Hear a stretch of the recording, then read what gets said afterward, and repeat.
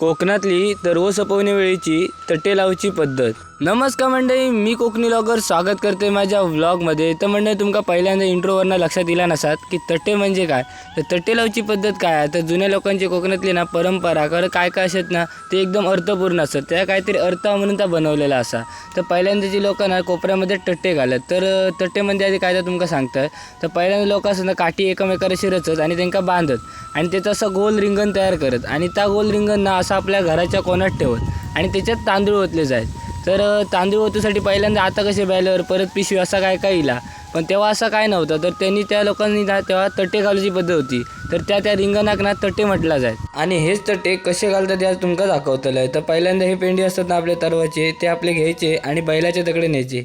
तर बैलाच्याकडे काय न्यायचे, कारण बैला खाऊ घालूचे असतात पेंडी। तर त्याच्या मागचं सुद्धा एक कारण असा, तर बैल आपलं काम करीत असता, तर बैल काम करत तेका सुद्धा आपल्याला समजा कोया की आपला काम पूर्ण झालेलं असा।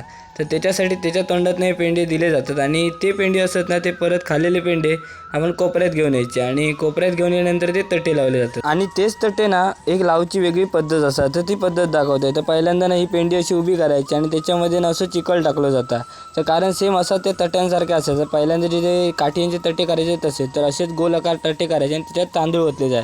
तर तशीच कृती असताना ती कोपऱ्यात केली जातात पेंडींबरोबर, कारण त्यांची आठवण, कारण की ह्या तट्टे घालण्याचं मागचं एक कारण असा, तर आपल्या धान्याची भरभराट होई, आपला धान्य चांगला होई, त्याच्यासाठी तट्टे घातले जातात। तर हे असे काय काय ना कोकणातले परंपरा असतात, भन्नाट आणि एकदम भारी। तर हे दाखवूचा कारण एकच होता, कारण की आपल्या पिढीपर्यंत आता तर हे दिसली आपली परंपरा, पुढे दिसते की नाही सांगू शकत नाही। आणि हे परंपरा ना खरंच अर्थपूर्ण असत आणि त्याचा अर्थ हा म्हणून कोणीतरी काहीतरी बनवलेला असा। तर आपण या बघितला, या खूप बरा वाटला आणि त्या पोचूचा मी काम केलंय। तर तुमच्यापर्यंत पोचला असतात तर नक्की कमेंट करून सांगा आणि व्लॉग आवडत असतील तर लाईक, शेअर आणि सबस्क्राईब करूक विसरा नको।